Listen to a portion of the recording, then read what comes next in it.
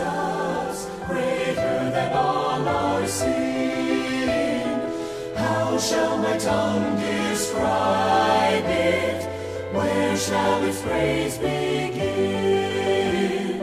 Taking away my burden, setting my spirit free, for the wonderful grace of Jesus reaches me. Mateo 21 del 18 al 22. Así dice la palabra de Dios.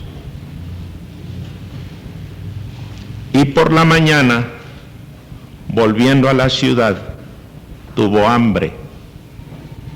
Y viendo una higuera cerca del camino, vino a ella, y no halló nada en ella, sino hojas solamente. Y le dijo: nunca más para siempre nazca de ti fruto. Y luego se secó la higuera. Y viendo esto, los discípulos maravillados decían: ¿cómo se secó luego la higuera? Y respondiendo Jesús les dijo: de cierto os digo que si tuviereis fe y no dudareis, no solo haréis esto de la higuera, mas si a este monte dijereis: quítate y échate en la mar, será hecho. Y todo lo que pidiereis en oración creyendo, lo recibiréis. Hay vidas simbólicas, paradigmáticas. Son expresión fidedigna de principios y convicciones.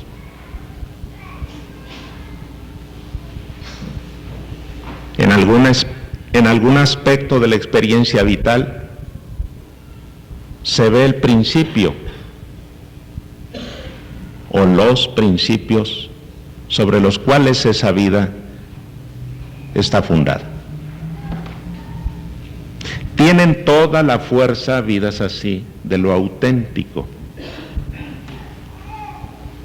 No son una farsa, no son farsantes quienes viven así. Son una lección viviente en todo cuanto hace. La vida de Cristo fue así. Cada una de sus acciones resultaron reveladoras. De la misma manera sus palabras. El Espíritu Santo inspiró a los evangelistas para que incluyesen en sus escritos las palabras y las acciones más relevantes para el propósito evidente de evangelización del mundo. No significa que Cristo Jesús hizo cosas o dijo cosas que es material de desecho, que se echa al cesto de la basura. No. No es tal la explicación de las cosas que no aparecen. Porque el criterio seguido por Juan para seleccionar el material que va a publicar en su evangelio, el cuarto evangelio, es ese. Dice Juan: hubo muchas otras cosas que Jesús hizo y dijo, las cuales no están escritas en este libro. Pero las que sí se escribieron tienen este propósito: que ustedes conozcan que Jesús es el Hijo de Dios, para que creyendo en Él tengan vida en su nombre. ¿Quién fue el elemento que, usando de su criterio, dijo: escribe esto, esto no, esto sí, y arréglalo conforme a este orden, etcétera, etcétera? El Espíritu Santo de Dios. ¿Quién sino? Pero todo lo que hizo Jesús y dijo es relevante, es significativo, tiene la fuerza de un símbolo que debemos nosotros estudiar, escudriñar. El relato de la higuera estéril constituye tanto un problema exegético como una dificultad hermenéutica. La exégesis nos habla de qué dijo Jesús realmente, y la hermenéutica trata con aquello que es el significado de lo que Jesús dijo. Por la exégesis descubrimos lo que Jesús dijo. Por la hermenéutica conocemos lo que significa lo que dijo. Pues este pasaje es un problema, tanto exegético como hermenéutico, pues es difícil imaginar a Jesús maldiciendo la higuera, contrariado por no encontrar higos en ella, máxime sabiendo que esa época no es época de higos. Es abril, falta una semana para que el Señor Jesucristo muera en la cruz del Calvario, el mes de Nisan. Ese mes no hay frutos en la higuera. Es difícil para nosotros interpretar ese pasaje, cómo Jesús le dio lugar a la iracundia para decir: nunca, jamás, para siempre, nazca de ti fruto. Porque encontró hojas solamente. Marcos dice que no era tiempo de frutos en el pasaje paralelo.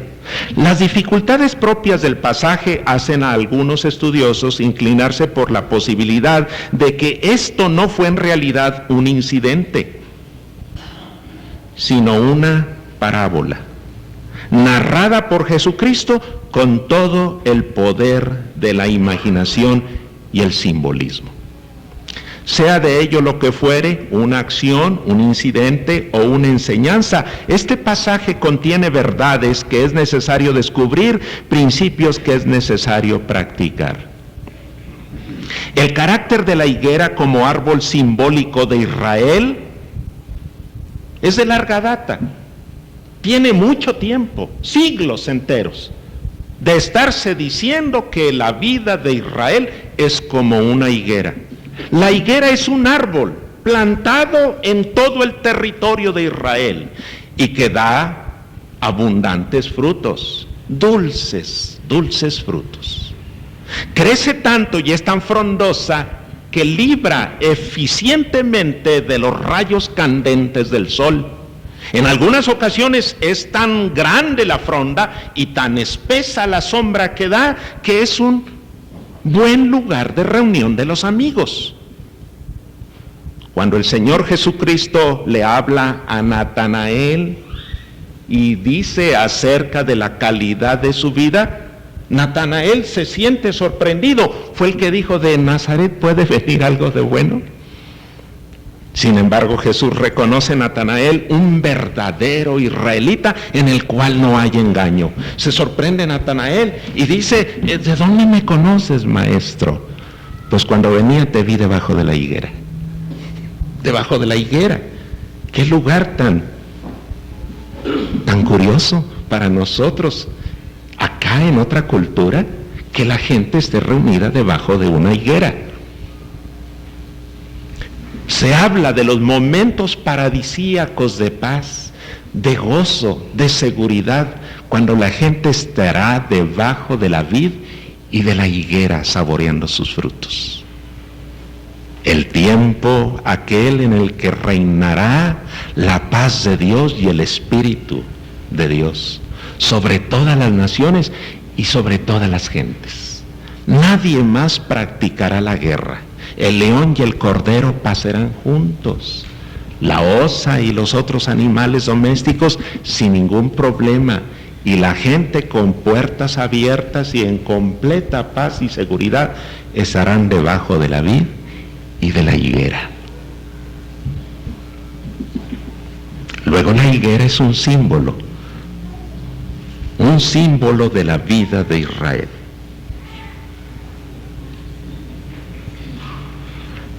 La higuera pues menudea en los relatos de la Biblia como símbolo pues de prosperidad y de paz.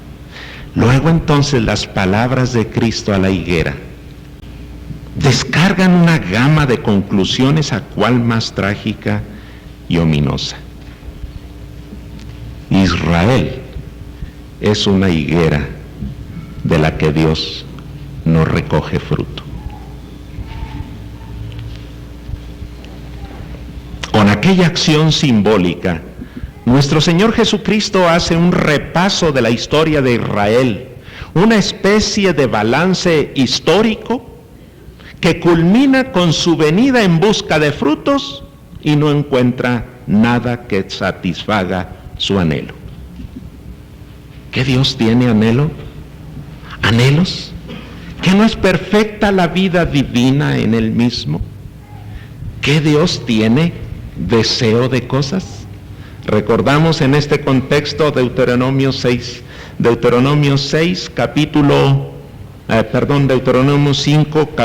versículo 29. Fíjense lo que dice Dios: ¿quién diera que tuviesen tal corazón, que me temiesen y guardasen todos los días todos mis mandamientos, para que a ellos y a sus hijos les fuese bien para siempre? ¿Quién diera? Aquí está el anhelo de Dios. El anhelo de Dios es encontrar frutos. En ti y en mí, hermano, iglesia de Cristo. El Señor espera encontrar frutos.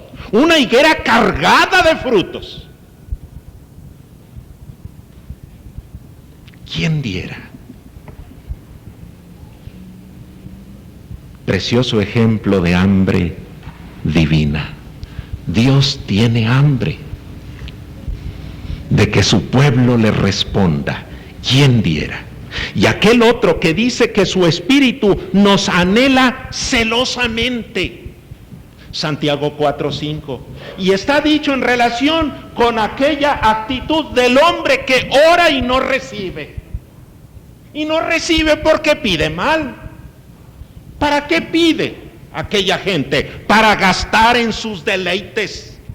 Santiago les dice: oh almas adúlteras, ¿no saben ustedes que la amistad con el mundo es enemistad contra Dios? ¿O creen ustedes que de balde la escritura de Dios dice que su espíritu nos anhela celosamente? El Espíritu de Dios tiene anhelo de nosotros en nuestro corazón y nos anhela celosamente. En todas las decisiones que tomamos en las que no interviene Dios, su santidad, sus demandas, sus ideales, sus anhelos, el Señor está sintiendo profunda tristeza en su corazón. ¿No es lo que dice? No contristéis al Espíritu Santo de Dios. Cuando Él está anhelando para nosotros una vida diferente. Este incidente o enseñanza de la higuera estéril, sin fruto, se repite en la parábola de los labradores malvados. En ese mismo capítulo 21 de Mateo, el versículo 43, que dice: por tanto os digo que el reino de Dios será quitado de vosotros y será dado a gente que haga los frutos de él. Díganme si no es simbólico este incidente o esta parábola. Esta enseñanza, ¿qué significa todo eso? Que la oportunidad se acabó. Para aquella higuera en particular, se acabó. La maldición del Señor Jesucristo contra la higuera sin fruto es un reproche múltiple hecho a la nación de Israel. En primer lugar, por la engañosa fastuosidad de sus logros culturales. Aquella nación se siente la grande nación.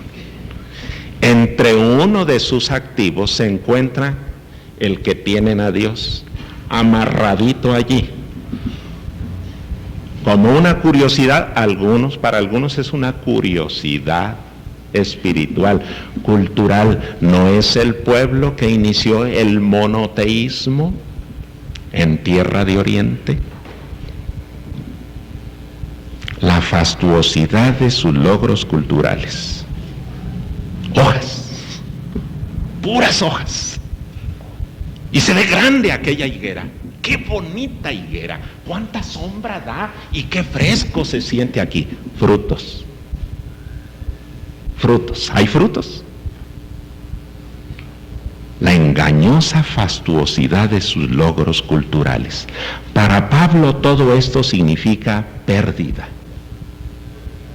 ¿Y saben cómo lo califica también? Basura. Los logros culturales de aquel pueblo, de aquella nación. En un pasaje memorable de Filipenses, está diciendo el apóstol Pablo tal cosa. Si alguno piensa que tiene de qué confiar en la carne, yo más. Circuncidado al 8º día, del linaje de Israel, de la tribu de Benjamín, hebreo de hebreos, en cuanto a la ley fariseo, en cuanto a celo perseguidor de la iglesia, en cuanto a la justicia que es la ley, irreprensible. Pero cuantas cosas eran para mí ganancia, las he estimado como pérdida por amor de Cristo, y ciertamente aún estimo todas las cosas como pérdida por la excelencia del conocimiento de Cristo Jesús, mi Señor, por amor del cual lo he perdido todo y lo tengo por basura para ganar a Cristo. Oigan, aquí el apóstol Pablo habla acerca de lauros. Hagan de cuenta escudos heráldicos que hablan de la grandeza de la familia, de la nación, de los logros que se han alcanzado. ¿Cómo los califica Pablo? Basura. La higuera aquella tiene hojas. Estas no son pequeñas, sino anchas y grandes, y muy eficaces para dar sombra y frescura, pintando de verde el paisaje. Parece que el avance en fastuosidad muchas ocasiones trae un declive en la autenticidad de la comunión. Queremos llenarnos de lujos, edificar grandes catedrales, sacarle lustre al nombre. Hojas, puras hojas. Mientras un mundo allá muere de hambre y se pierde en el pecado y en la maldad. Hojas. Al no haber verdadero fruto, la esterilidad se oculta en galas y fastos y adornos que están allí ocultando una terrible condición espiritual. La engañosa fastuosidad de sus logros culturales, la falsa sensación de seguridad de su vida devocional. El fariseo y el publicano es un relato de nuestro Señor Jesucristo, en el que vemos que la gente está confiando en lo que ha hecho, en sus momentos devocionales. Y aquel momento parece ser un momento devocional. No se dirige a Dios. Te doy gracias, Dios, dice el fariseo. Pero Jesús dice que oraba consigo mismo. Y le da gracias, ¿por qué? Por ser alguien que ocupa un lugar importante en la vida de la comunidad. Está cumpliendo con todas las normas y los reglamentos. Y aquí tenemos una sensación, deberíamos decir, de falsa seguridad, que le da su vida devocional deficiente y que menosprecia a un hombre de muy cortas entendederas, porque no logra decir otra cosa más que: sé propicio Dios a mi pecador. Dios, sé propicio a mi pecador. Nada más. Y aquel hombre exhibiéndole a Dios sus lauros, sus hojas, frutos. Dice la Escritura que demos frutos dignos de arrepentimiento, dignos de ser considerados como el arrepentimiento verdadero del alma. Y el publicano lo está haciendo. Está dando frutos de arrepentimiento. Señor, no merezco nada, sé propicio a mi pecador. La nación está envuelta en una falsa seguridad por la vida devocional que llevan. Permanecer en Cristo y buscar que su palabra permanezca en nosotros es el secreto de una vida devocional fértil en frutos abundantes y permanentes. La vida devocional del creyente es vida de comunión con Dios. La vida devocional de Israel se nutre no de una comunión directa con Dios, sino de las formas anquilosadas de comunión, incapaces de reconocer en Cristo la promesa de Dios, el Mesías de Dios. Ah, claro, Israel era un pueblo religioso, sumamente religioso, y no alcanzan a reconocer en Cristo la promesa de Dios.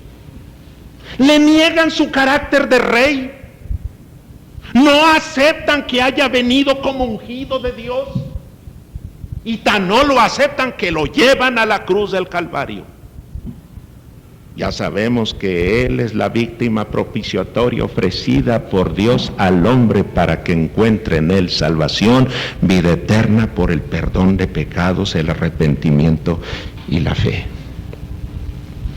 Pero aquella nación cultiva una sensación de falsa seguridad, apoyándose en una vida devocional hueca, vacía. Hay frondas, sí, pero frutos no. ¿De qué sirve la vida devocional? Con todo respeto, ¿de qué nos sirve? Asistencia regular a los cultos de la iglesia, estar en los cultos hermosísimos que esta iglesia celebra, cultiva. ¿De qué sirve? Frutos, no hojas solamente, frutos. Encontramos otra idea aquí, la engañosa vitalidad de su vida nacional, de su vida como nación. Una engañosa vitalidad, esa es otra impresión que causa por la profusión de hojas. Aún en la actualidad, Israel es una higuera cuya vitalidad le hace desafiar todas las contrariedades y peligros del entorno. ¿No les causa simpatía la nación de Israel? Rodeada por un mar tempestuoso de naciones árabes, un pequeño reducto allí que no ha conocido la paz en todos los siglos de su historia, peleándose por terrenos en donde crecen miserables arbolillos, terrenos desérticos. Pues ¿qué tanto quieren esa tierra? Aquí en México les ofrecemos más desiertos, casi interminables, y nosotros tantos que los menospreciamos. No hace poco se llenó de luto la nación porque su dirigente supremo fue ultimado por las balas de uno de su propia nación, un derechista judío que pensaba que el gobernante estaba sirviendo en bandeja de plata la gloriosa tierra de Israel al enemigo.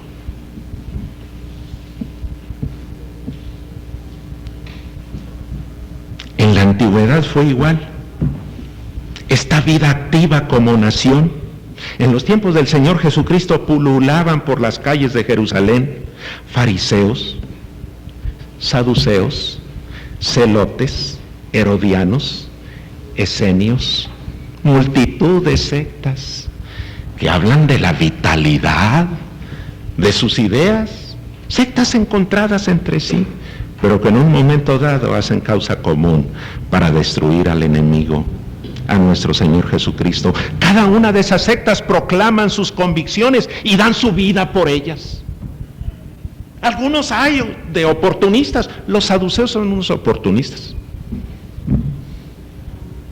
Son los ricos que en nuestro medio se aprovechan de las especulaciones del mercado para engrosar sus cuentas multimillonarias, pero ofensivas en grado sumo para un pueblo empobrecido.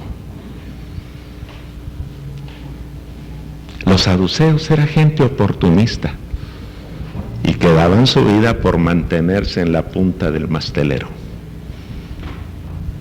Los fariseos, duros de corazón, hipócritas, sepulcros blanqueados, pero que siguen una cosa allí, pero tercos y necios en relación con la literalidad de la ley. ¿Y los escribas? Los esenios prefieren irse y allá vivir en cuevas apartadas. Los celotes son activistas revolucionarios. ¿No hay un celote en el grupo de los apóstoles de Jesucristo? Simón Celotes. A buen seguro que ese era miembro de alguna célula revolucionaria que estaba tramando la muerte del siguiente gobernador, o procurador, etcétera, etcétera. Simón Celotes. Vida nacional activa. Eso habla verdaderamente de energía, entregada en favor de sus propias convicciones. Pero es una engañosa vitalidad, porque nada de eso conduce a algo. Todo conduce a nada. Engañosa vitalidad que solo da hojas. Pero ninguno, aunque sea mínimo, fruto miserable de vida verdadera. Los saduceos que dicen, vamos a estar con Roma. Roma es el futuro del mundo.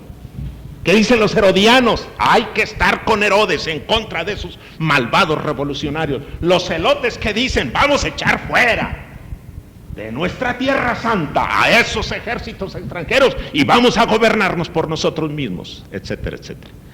Los esenios que dicen una santidad personal y particular y creen que aislándose del mundo lo van a lograr y están levantando bardas para su propio infierno de una vida estéril que no produce nada.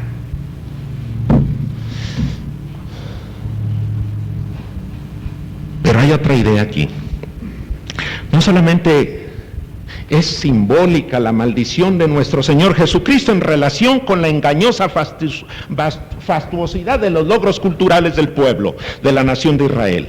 No solamente en contra de la falsa sensación de seguridad de su vida devocional, la engañosa vitalidad de su vida nacional, también la falsa espiritualidad de su vida religiosa. Es una espiritualidad falsa. Una de las características de Israel como nación es su vida religiosa. Es fama que Israel es un pueblo religioso. Nos basta mirar el muro de las lamentaciones y la multitud de gente llegando allí para meter en los intersticios de las piedras milenarias, los escritos de sus plegarias. Y nos llena de simpatía el que este pueblo haya sido tomado por un genocida loco para destruirlo.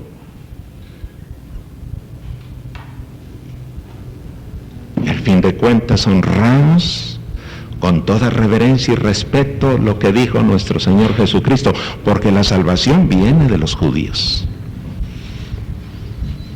Una espiritualidad que se ha vuelto moneda falsa en el transcurso del tiempo. ¿Cuándo llegó a ocurrir esto? Sucede. Que le dijo el Señor Jesucristo a la iglesia de Éfeso: has perdido tu primer amor. Estás lleno de obras y esto y lo otro y aquello y lo demás allá. En otra ocasión, ¿a quién le dice? La iglesia de Tiatira tiene nombre de que vives, pero estás muerto. O a Pérgamo. Ustedes consulten el dato. Pero hay apariencia, hojas. La falsa espiritualidad de su vida religiosa. La vida religiosa de Israel es la madre de dos grandes religiones: cristianismo e islamismo.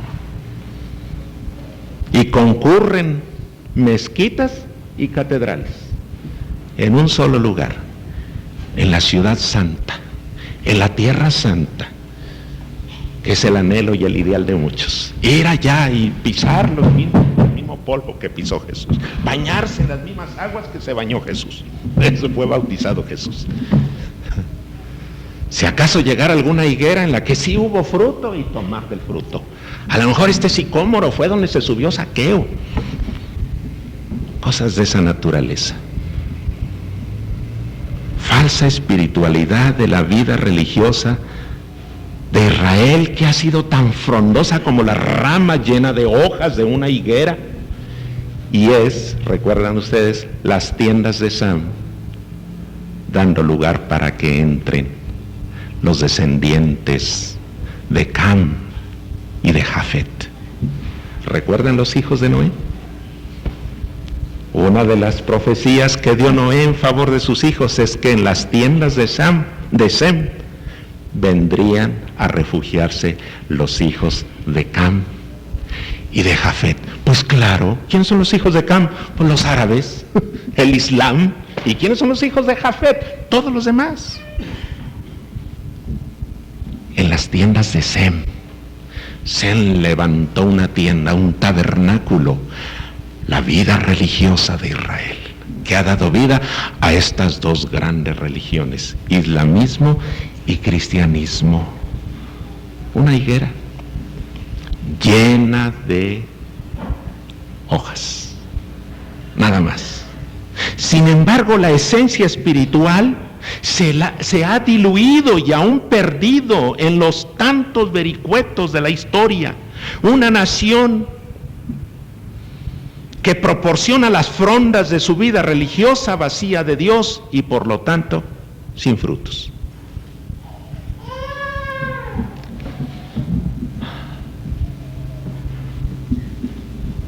Vean ustedes a Jesús acercándose a la higuera y ven aquella higuera no otra cosa sino a Israel, una nación como una higuera frondosa, llena de hojas, las hojas de sus logros culturales, las hojas de su vida devocional, las hojas de su vida nacional heroica. ¿Quién no recuerda a los macabeos? Las hojas de su vida religiosa, y busca frutos, y no hay ni un mínimo fruto miserable, ni uno, puras hojas.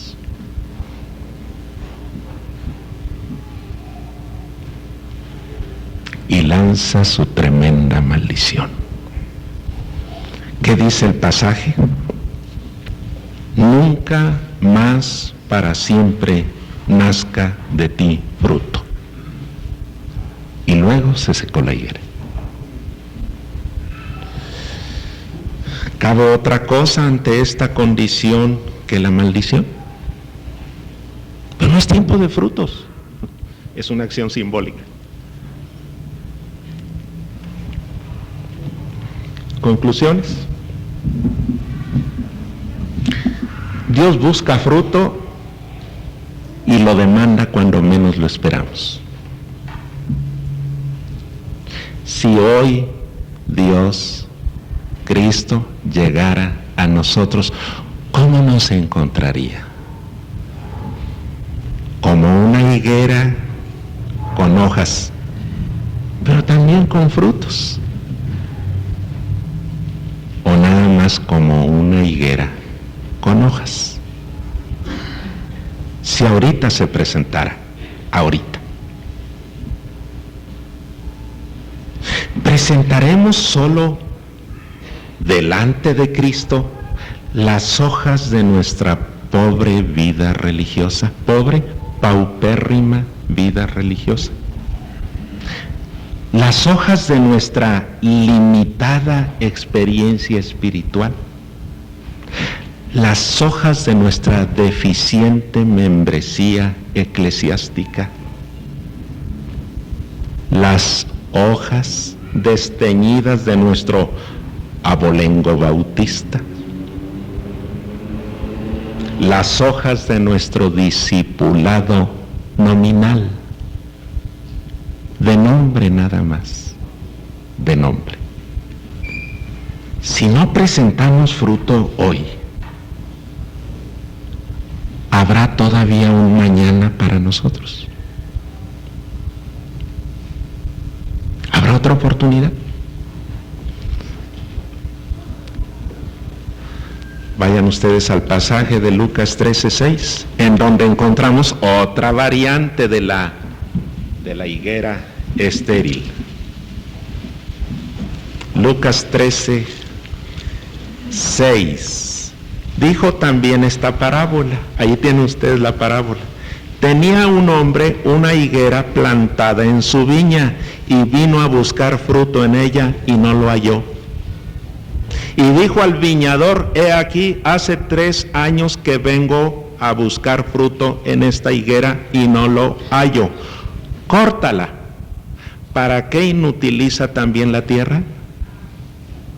Él entonces respondiendo le dijo: Señor, déjala todavía este año, hasta que yo cabe alrededor de ella y la abone, y si diere fruto, bien, y si no, la cortarás después. ¿Cuántas veces hizo Dios esto con la vida de su pueblo Israel? ¿Sabía Israel que nuestro Señor Jesucristo en su venida era la última venida? ¿Era la última? Porque el pueblo Israel ha perdido su connotación como pueblo de Dios. Ya no es pueblo de Dios. ¿Quién es pueblo de Dios? El descendiente de Abraham por la vía espiritual. Nosotros. Una nueva realidad ha llegado a ocupar el lugar vacío que dejó una nación que es como una higuera con puras hojas. Hojas solamente. ¿Llegará otra vez el judío, el pueblo judío como nación a ser pueblo de Dios? Ya no. ¿Desecharon a su rey? Ya no. ¿Cómo llega el judío a formar parte del pueblo de Dios, como todos nosotros? Nuevo Israel de Dios. Y eso es su iglesia. ¿Se dan cuenta que la maldición de Cristo fue una maldición para una nación rebelde y una maldición para siempre? ¿Creen ustedes que nuestro Señor Jesucristo está jugando aquí o diciendo expresiones retóricas? Nunca más para siempre nazca de ti fruto. Nunca más para siempre nazca de ti fruto. Pero en la parábola se dice: ven, hace 3 años que vengo y no he encontrado fruto. Córtala. Está inutilizando la tierra también. Y el siervo le dice: Señor, 1 año más, déjame abonarla y aflojar la tierra y regarla, y si da fruto, pues qué bueno, déjala, y si no, pues córtala.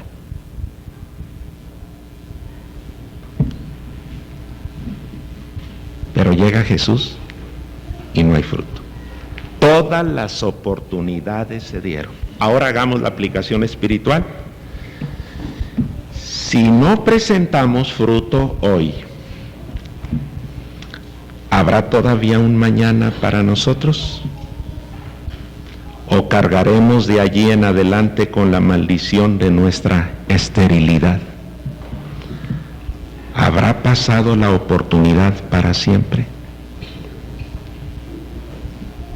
Pues quién sabe. Pero ahí está 1996.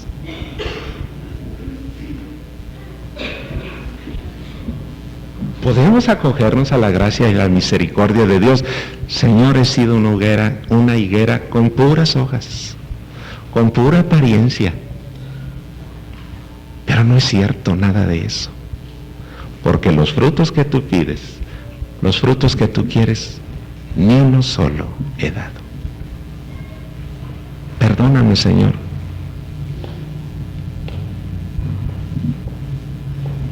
Y dame una oportunidad. Una oportunidad más. A mí me parece que en relación con eso dice nuestro Señor Jesucristo lo que sigue. Los discípulos maravillados decían, ¿cómo se secó luego la higuera? Y respondiendo Jesús les dijo, de cierto os digo que si tuvierais fe y no dudareis, no solo haréis esto de la higuera, mas si a este monte dijereis, quítate y échate en la mar, será hecho, y todo lo que pidiereis en oración creyendo lo recibiréis. ¿Creen ustedes que esta es una expresión literal? ¿Se imaginan el caos que sería que todos los discípulos de Cristo anduvieran sueltos cambiando montes?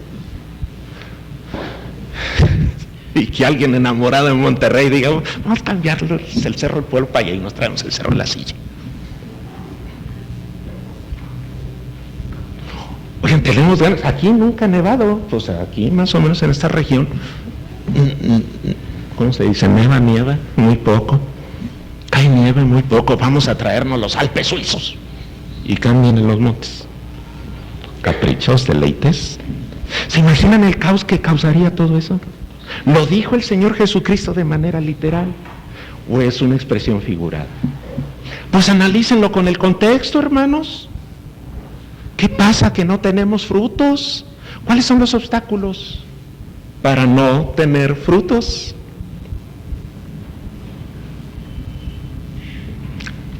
Nos está dando el Señor Jesucristo la oportunidad de maldecir para siempre todos esos obstáculos y estorbos y tropiezos, argumentos que presentamos para presentar delante del Señor una vida estéril sin frutos.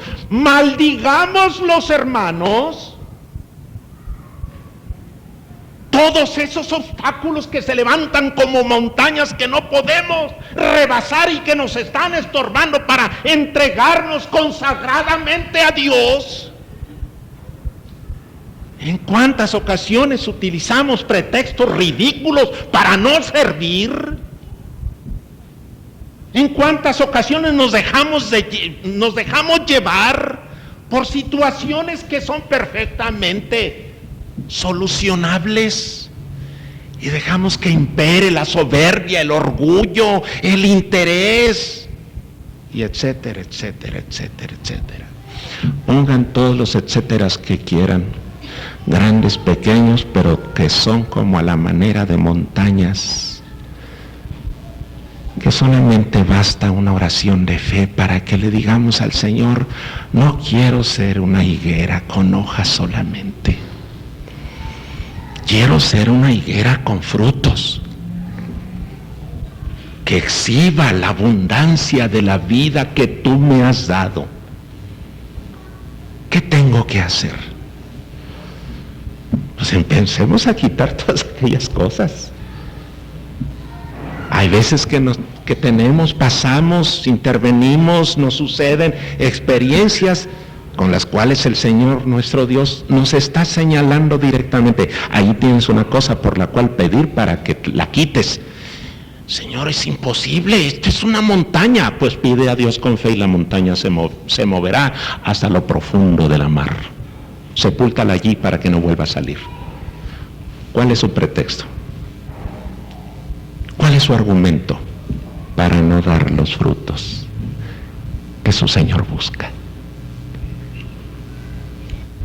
Remuévalos, maldígalos. Nunca más, para siempre, nazca de ti fruto. Dígaselo a su orgullo. Dígaselo a su irresponsabilidad. Digámoslo a nuestra falta de sensibilidad y de espiritualidad. Dígaselo a sus intereses personales, que buscan deleites y buscan multitud de cosas en la vida que no están relacionadas con Dios ni con Cristo. Maduremos todos y ya no amontonemos sobre esa montaña grandiosa de obstáculos pretextos ridículos que lo único que hacen es estarnos llenando de hojas la vida, pero en la cual se pierde tremenda vitalidad.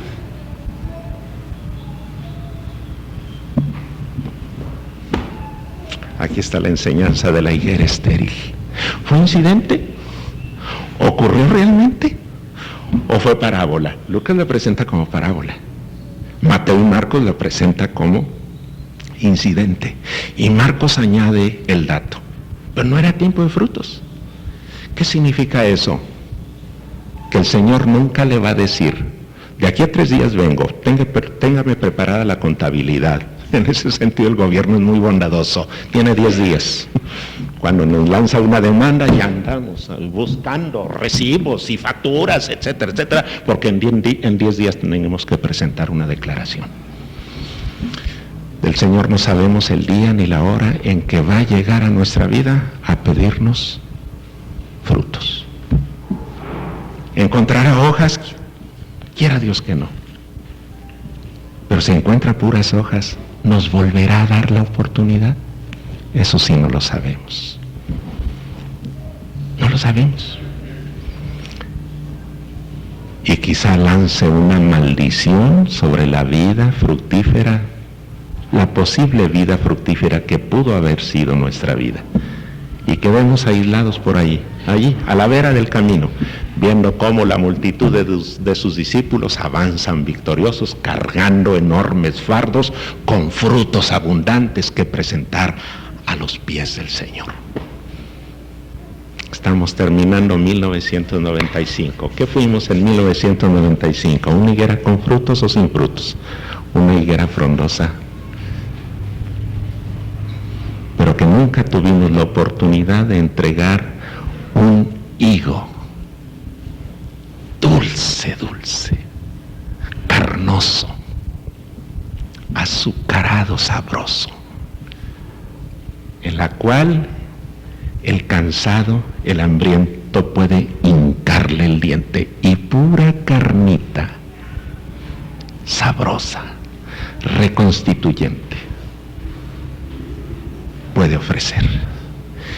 Quizá ese cansado peregrino que anda visitando su obra, su viña, sea el Señor Jesucristo que, cansado del camino, viene a pedirnos el dulce don de un higo maduro que brota de nuestras ramas y que podemos con reverencia y con un júbilo que no puede caber en nuestro corazón, se lo ofrecemos, para que ese cansado peregrino, Jesucristo, se regocije con nosotros y nos comparta de su paz y de su amor. ¿Qué es su vida? ¿Higuera con frutos? ¿O higuera con hojas solamente?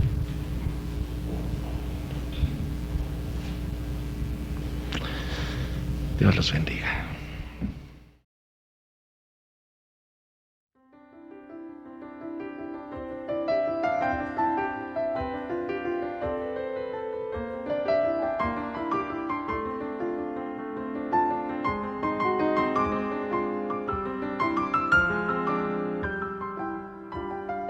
Wonderful grace of Jesus, greater than all our sin.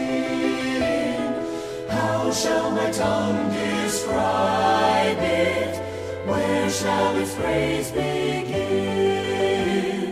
Taking away my burden, setting my spirit